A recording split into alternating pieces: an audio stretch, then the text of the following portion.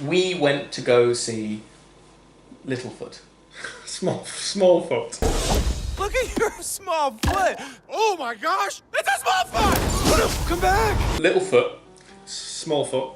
is about a land where big feet men live. It's a society of Yetis that live at the top of a mountain in the Himalayas, and they're completely isolated from the rest of the world.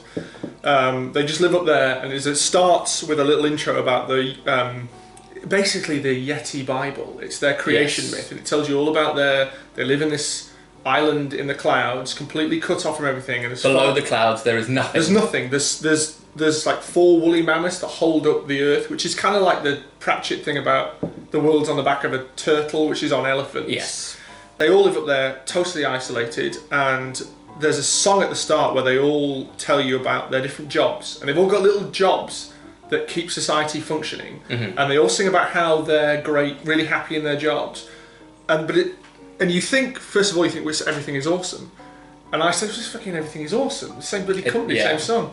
But as you listen to the song, little more sinister things creep in, where they start to sing about, a place for everything, everything in its place, I've got my job, I don't do anything else, I'm only interested in this one thing. And Channing Tatum's Yeti character, he's a trainee gong ringer. His dad rings the gong every morning, which wakes the giant snail, which is, they believe, the sun is a snail. Wakes the giant snail in the morning to rise into the sky to light Yeti land. And they sing this song about everything's great, we don't want anything to change, and never question anything. If anything seems weird or out of place, don't question it, because there's nothing to see there. Only believe what other people, the village elder tells you, and what you can see. Don't question anything. So it's an oddly sinister start, and then they live in isolation, but it's like a reverse myth, because we have this myth. Yetis live. They have a myth that somewhere beyond where they live, there's this race of small-footed, these little people. There's these weird little people. And it's just a myth. And Channing Tatum, what the hell is his character called? Matey or something? Harry and the Hendersons. The brand of bubble bath. I don't know. He has an accident. He accidentally gets fired off down the mountain, and he sees a plane crash, and out of it comes a pilot. There's an accident, and he sees a Smallfoot. He runs back to his village and said, I've just seen a Smallfoot.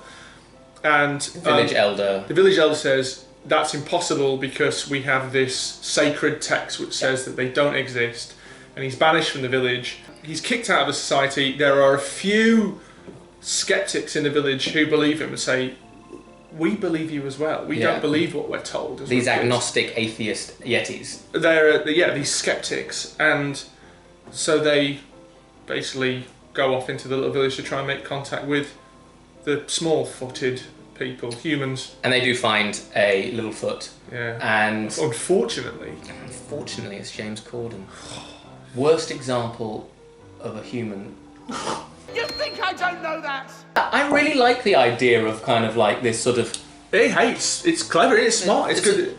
The tone's off. Well, so you sort of feel like someone's written a quite interesting script, but then the tone is like, whoa, like falling over, silly, zany, and it's like, it doesn't work with this thing about throw away your false gods and open your eyes to the world and science. And the humour almost feels like a side issue, and the level of the humour is very much that thing where it's people going, hey, hoo, ha, hey, hoo, ha, whoa, hey, what do you think about that? Huh, ha, hoo, is this guy for real? This kind of shit.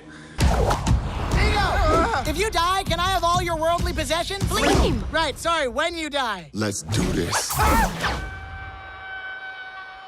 There's one gag which actually could have made the movie if they'd sort of stuck with it, which is the humans hear the Yetis as roar, and the Yetis hear the humans as yeah. If it had just been from the Yeti's perspective, and this human was always that would have been almost like a Pixar kind of idea, and it would have been a really interesting way in showing how they connect with sign language, and it also would have meant that we wouldn't have to listen to the fucking voice of James bloody Corden.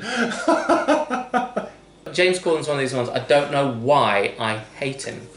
I honestly don't. There's something about him. I know what it is. There's a yearning of wanting to be loved in his eyes that I find repulsive. You do make a good point. Is it because his character? What the heck? Pete Postlethwaite or something? Percy Pottermore or something? Yes, yeah. He's a TV presenter who's fallen hard. He's like a Steve Irwin-y kind of character who's fallen on hard times, and he's desperate now to make a name for himself and regain his fame by finding a Yeti. So there's a mirrored storyline where Channing Tatum has to bring the human back to his village to prove he exists, and James Corden has to bring the Yeti back in front of the TV cameras to prove that they have to both prove that each other exist. But is it, does the presence of the humans as sort of actual characters add a great deal? Like, does that mirror of a narrative there? Does it do a lot for you? Because his character is a fairly dull one.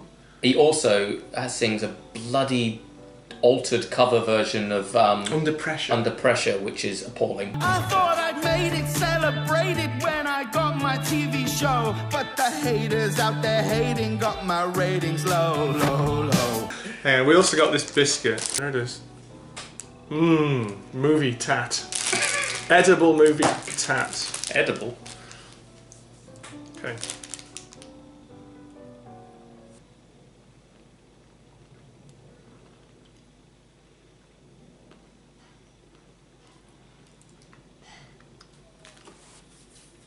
Ugh. Ugh. Well, like the movie, it's interesting and not funny.